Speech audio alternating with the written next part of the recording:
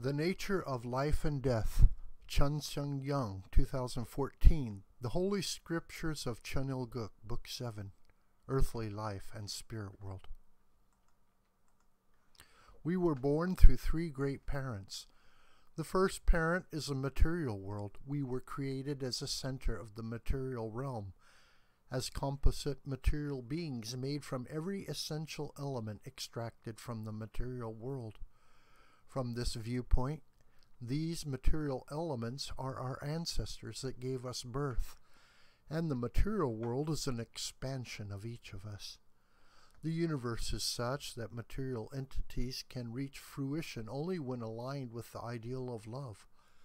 All cells are meant to live comfortably, regulated by the ideal of love.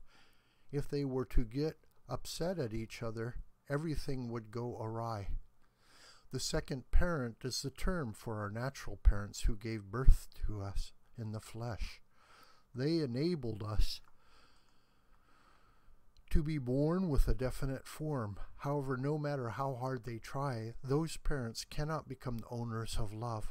They can be the owners of our life, but not the owners of love. The owner of love is God. God exists in the universality and eternality of love, because he is the subject partner of love, the parent centered on love. Thus, our third parent is God. In this way, we have three great parents. Human beings live for 10 months in the womb, 100 years in this physical world, and for eternity in the spirit world. Our face has three levels: the mouth, the nose, and the eyes. These represent the three ages of human life. Our mouth symbolizes the age in the womb, the material world. Our nose represents the age on the earth, the earthly, human world. And our eyes represents the age of heaven, the spirit world. The water in the womb of the mother is a universe of freedom for the baby, even though the baby has to stay hunched up at all times and cannot kick whenever it pleases, and its nose and mouth are blocked.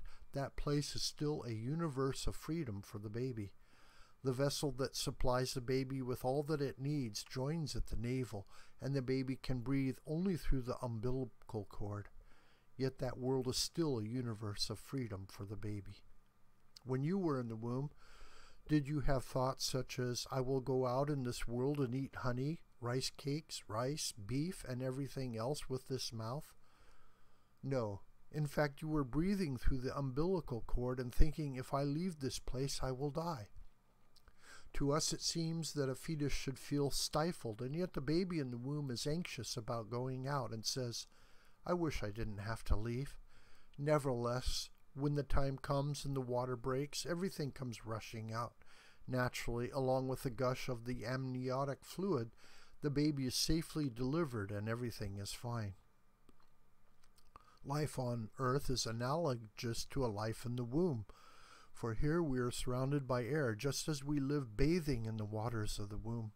We are living in an air pocket. The very moment we think of as the hour of death is actually our birth into our third life. Dragonflies start out as larvae, and as such they swim in the water. Then they come out onto the land and crawl for a time. Then they fly freely to and fro, feeding on insects they had never thought of eating while they were living on land. They fly around with the entire world as their stage. Many insects develop through 3 stages of life. Most insects have wings. Considering the fact that even insects live in the water, on land and in air, would it do if we human beings, who are the lords of creation, lived only on land? We have wings of a higher dimension. The period in the womb is the age of water. A baby inside the mother's womb is floating in water. Simply considered, we may feel that the baby would find it difficult to live in the mother's womb because it is constricted. Isn't it obvious that the baby would have to take in and pass water since it's living in water? For that reason, babies in the womb live by virtue of the conduit connected to their stomach. By what means is the baby in the womb supplied with nutrients? It is through the umbilical cord connected to the navel. For the baby in the womb, its navel is its mouth. A baby in its mother's womb breathes, but through what? It is through the umbilical cord, which is connected to the mother's body. However, we know that the baby is also connected to the second world, the world of air. After its time in the womb, the baby pushes out, and everything behind it is destroyed. At the moment the baby cries for the first time, its windpipe and nostrils, designed for breathing air, embrace that world of air. The nostrils are the wonderful supply route. While in the womb, the baby prepared for the world of air. But in the process of coming out and connecting to that world, the umbilical cord and the amniotic sac, in short, everything that enabled it to live in the womb, are destroyed. The umbilical cord used in the womb is destroyed. At the same time, the baby appears in this universe and meets its Mother Earth. Then it begins to live on elements supplied through its mouth. The body breathes through the umbilical cord while in the womb. To be able to breathe through the nostrils, the air pipes, the body prepares them in advance so that when the baby comes out into the world of air, it can change its mode of respiration. You are born on earth in order to experience love. You need to breathe in the air we call love. You need to breathe the air of love from your mother and father. You should go through everything in life while being supplied with the air of love. Once you're born as a baby in a family, you need to follow a path similar to a sine curve, going up along the curve and coming down. You are born as a baby, and eventually, over time, your body breaks down. You are born as a baby, and you go back to being a baby again. When this takes place, what is about to happen? You will detach yourself from the world of the second womb and connect yourself to the respiratory organs of the third world of love. You leave behind your loving parents and siblings and enter the world of love that is in total harmony with the original being of the great cosmos, God. The spirit world is filled with the air of love. Therefore, while you live in this earthly world, you should equip yourself with a supply line that will enable you to breathe that love. Hence, you need to have experiences with the spirit world. You need to develop into someone who can feel love spiritually and breathe the air of love. When we leave this planet Earth, which is like our mother's womb, and pass on, we will breathe with the respiratory organs of love, that is, with our windpipe of love. We can gain eternal life only when we connect to the third age of love. By connecting to that love, we can return to God. We return to the spirit world by binding to the respiratory organs of love. Yet we still have some distance to traverse to return to God, the original being. Because the original being is the origin of the seed, it must return to Him after bearing fruit. The womb in which we all spend time is a world of water. The human body is 3/4 water. This earthly world is a world of air. Yet your eyes, ears, nose, and other sensory organs designed for life in this world of air are not needed while you are surrounded by water.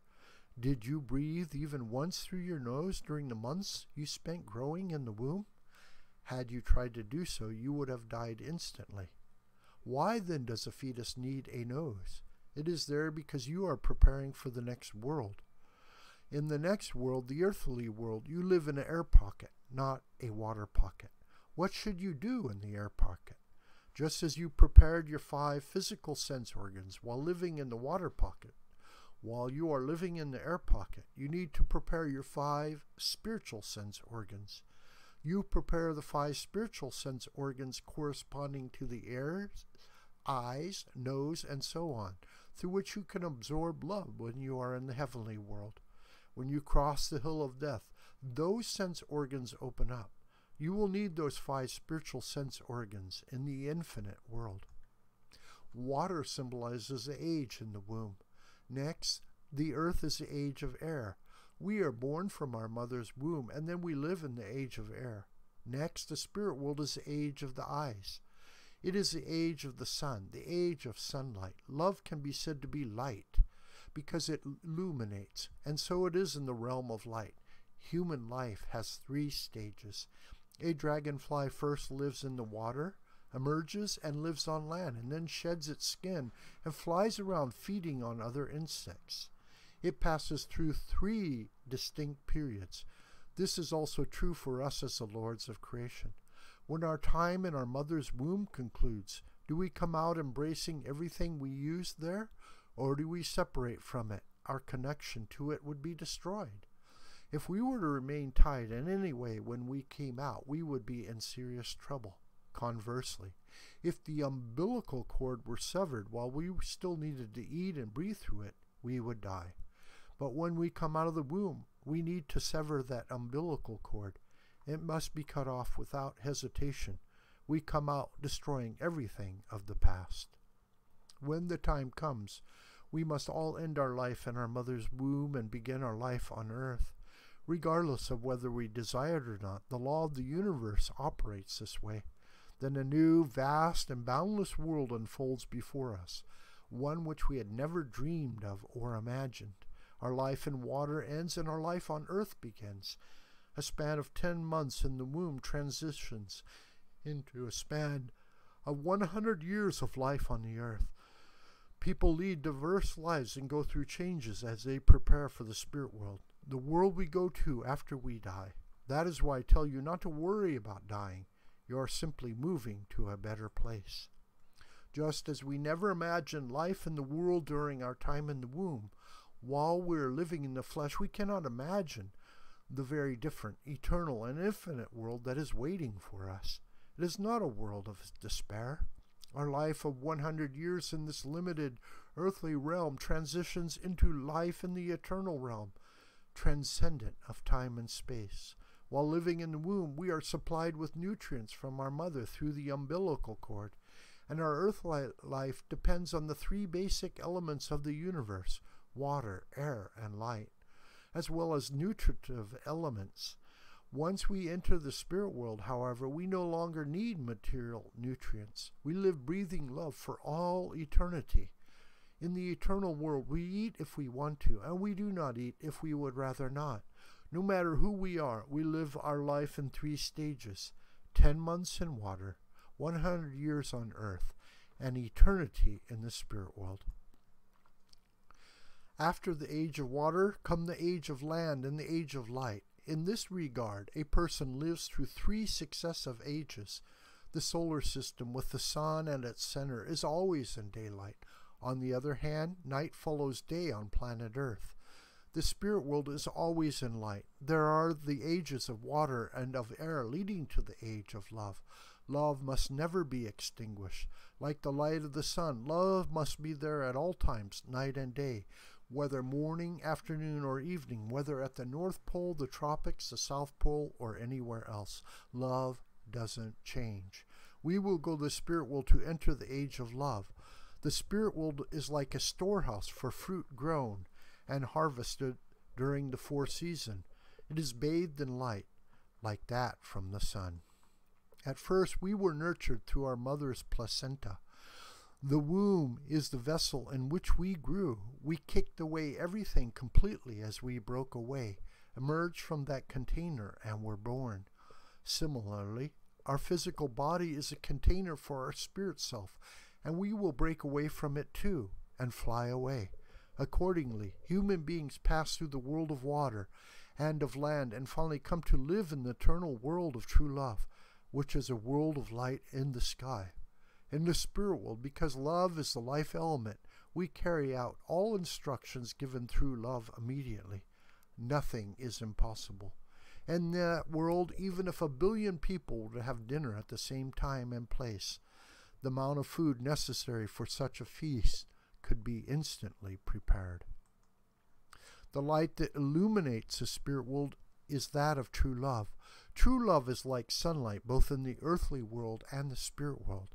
That is why we leave behind the regime of living through our nose and come to live through our eyes. When you live through your eyes, you know everything with crystal clarity, and nothing escapes you. After the world of the nose, we enter the world of the eyes, the world of light. The fact that it is the world of the eyes tells us that our eyes that see this world will also see the spirit world. Through them we can see whatever we like. We can see the heavenly parent. We can see the earthly parents. We can see the vastness of the heavenly kingdom and how it compares to the earthly kingdom. We come to know that the spirit world and the earth are one reality, not two separate realities. Our eyes are made to see both. As soon as a baby is born and cries for the first time, it begins to breathe through its nostrils. Thus it connects to the second world, the world of air. When it leaves the world within the womb and connects to the world of air, it must discard the umbilical cord and amniotic sac that have sustained its life in the womb. These are destroyed, and simultaneously the baby is born into Mother Earth. Thereafter it feeds through the mouth and breathes through the nose. But the food we eat on earth is the nutrition necessary for the life of the flesh. It is not the original essential element of life. The essential life element is love. Therefore, while we live in this world, we also need to breathe the air of love provided by our mother and father. Life is short. 10 years can pass almost without you knowing. Everything is decided in the 30 years after your marriage. The path of life does not wait for you forever. Life is busy. We all have to die at some point. Do you have confidence that you will not die? You will surely die, and then you will go to the spirit world. Life on earth is but an instant. It is like the months spent in your mother's womb. Since air in the spirit world is composed of love, if your spirit self is not prepared, you will not be able to breathe when you enter the heavenly realms. The world here is a world of air, but the next world is the world of love. You have to prepare your spirit self to feel love. Otherwise, you will not be able to establish relationships in the spirit world. Then you will have bigger problems that will take millions of years to resolve. After our earthly life, we must go on to the third stage, the world as it was originally meant to be, and live in that world of love. Therefore, we need to equip ourselves with respiratory organs suited to the world of love, and we need to break out of this physical body, just as a baby bursts from the amniotic sac, destroying it in order to be born. That is why a woman experiences labor pains. In the same way, death is like a second ordeal of labor pains. What do we need to prepare during our life in this physical body? During our time in the womb, we grew the organs with which we would breathe air. Similarly, during our life in the flesh, we need to prepare a windpipe that breathes love when we go to the spirit world. When you break out of your body, you go beyond the limited environment of your past life. Breathe through your love windpipe and live with unlimited freedom. Those who breathe love while on earth do not die. Rather, they live. While breathing inside the mother's womb, we are preparing a windpipe suitable for the future world of air. Though we are alive, when we disconnect from the placenta that connects by a cord to our stomach and come out, we are transformed to exist on a new, higher dimension, and we are supplied with higher dimensional elements. We emerge and receive an infusion of air. After you emerge from the womb, what are you preparing for? It is love. It is not only air which you are infused with, but love. You receive elements of love. You are not living only to eat. Then what should you be filled with during your life on earth? You should form a new character of love during this time. Until now, no one noted that while you were in the womb, in the age of water, you prepare 5 physical sense organs that you do not need there. Those organs are not necessarily in the womb. However, once you come out into the world of air and sever the umbilical cord, you need them. Similarly, while you are living in the age of air, you need to prepare 5 internal spiritual sense organs. These are not external bodily organs. They are the 5 God-centered internal organs you need in order to live a carefree, unlimited life through which you harmonize with the world of love. In your present life, you have a nose and eyes through which you can smell and see the natural world in a limited way for 100 years. but there is an internal being inside you, staying still and waiting with its nose, mouth, and ears closed until the moment of its birth. In the same way, senses are inside you, waiting to see the eternal sights, hear the eternal sounds, smell the eternal fragrances, and taste the eternal flavors. They are like your earthly senses. When that moment comes, each of us will be able to go everywhere, listen to everything, smell everything, and eat everything. When you go to the spirit world, you will sing songs of love and speak words of love. If someone speaks to you in song in the spirit world, you will want to respond likewise. If you are spoken to through a dance, you will want to reply with a dance. You will rejoice eternally and never tire of dancing. When dancing starts in one place, all of heaven and earth will dance. And when singing starts somewhere, there will be singing everywhere. You will dance with your beloved spouse. When you end up dancing with another in the spirit world, you will say to yourself, "This dancing with you is so I can love my beloved spouse 100 times more." When you dance with someone else and hold each other's hands, you will feel the impulse to find your beloved spouse. Love him or her thousands and tens of thousands of times more than ever. When you go to the spirit world, there is no need for you to work, and there is no nighttime. Your eyes are always open. Your organs are working all the time. And what work are they doing? What kind of work will you enjoy doing when your eyes are always open and you never need to sleep? It is love. When you possess such an ideal of love, if you say, "Let such and such a thing appear," it will appear right away. You will live surrounded by original love. Why were you born? We were born because of love, to bear the fruit of love. We are born through the love of our parents, and we grow up within the embrace of love. After that, we raise sons and daughters whom we can love in place of God. Then what will happen when we grow old? We feel everything that parents can feel in the world. Through everything we experience in our life on earth, we feel God's presence, and we become a fruit of oneness with Him. It is similar to the way trees bear fruit.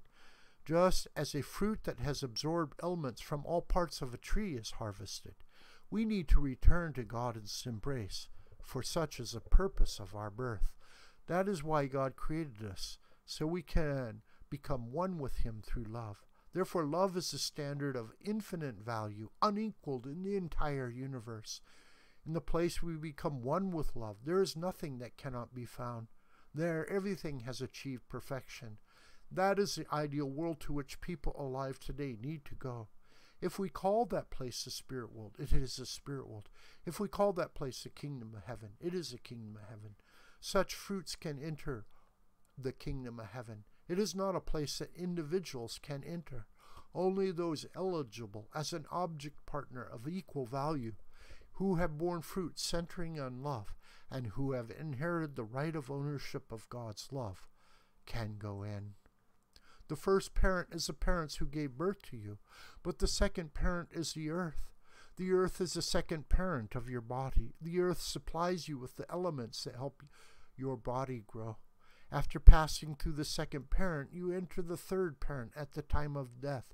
You cannot enter the third parent without being prepared. You need to resemble the form of God, our original parent. Why do we marry? It is to resemble God's form. God is a being of unified dual characteristics. God's characteristics divide into two separate entities, a man and a woman who need to come together in union. They are like the seeds, and they return to the position of God's original nature. However, for those seeds to be perfected, they have to traverse the path of the duty of love. This means that they need to be born and receive love, grow up with love as their goal, live their life centering on love, and even when they pass on in order to return to love. Unless you set out focus on the goal of living for others, your path will take you in the wrong direction. You need to be stronger than your environment. You need to inherit all the elements so that you can bear fruit in the future, and your motivation to bear fruit has to be strong. Only then, after passing through the course to fruition, a course connected with history, can you remain as a fruit that is indispensable to human society. When a person is born, that person has to master the environment without fail. That does not mean that mastering the environment is an end in itself. You need to pass through a process by which you inherit new life and bear good fruit. After going through this process, you need to occupy a position that can grow proper and practical results. For example, the owner sows seeds of grain. They sprout, grow, and bear fruit, and then the owner harvests and stores them in a barn. Just like that seed, you need to go through a process of being harvested because you are needed for a certain purpose. Life on this earth is but a fleeting moment. Therefore, a person who cries and weeps for a child who has gone the spirit world has not yet broken free from the ties from the fallen realm. When this person goes to the spirit world, he or she will be blocked by a wall. A person is born from love, lives through love, and returns to love. Since its origin is the seed, the fruit will produce new seed. When you ask the reason human beings are born, the answer is that we are born for ideal love. Since this is an eternal love, you will always have your mother and father, your husband or wife, and your sons and daughters. Hence, love is precious, because love begins from God, and God is absolute. Love cannot change.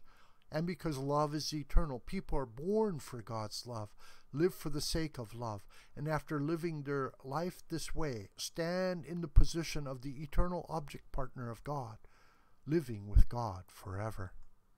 In the world of air, the spirit is attached to the body, which nourishes it like a fetus. When the body grows old, the spirit wants to kick it away and leave it behind. If God sees the physical body insisting that it will not die, what will he do? He will laugh. Will he laugh, pity it, or scold it? Just as a baby is born and becomes its parent's object partner of love, we can conclude, based on the principle, that we need to be born again in our spirit body and become an eternal object partner of God, our spiritual parent. Just as a baby is born into this earthly world where it can share love with its mother and father, we need to be born into the spirit world where we can share love with God, our parent, who moves through the eternal and infinite realms. Without taking the position of his object partner, we cannot possibly become his children. The invisible God develops through the visible Adam. When Adam becomes the owner of love and has his own sons and daughters, he feels the realm of substance horizontally on God's behalf. The substantial fruit of the two nations appears, centering on the incorporeal God, Adam's realm of substance, and the grandchildren. This perfected fruit becomes a substance of the spirit world and the physical world, and is able to go anywhere. Since our ancestors were raised in the bosom of God, we cannot but wish for God himself to live in comfort and happiness forevermore. Would it do for God to feel unhappy? We wish for God always to be wonderfully happy. A baby in the womb wishes the same thing.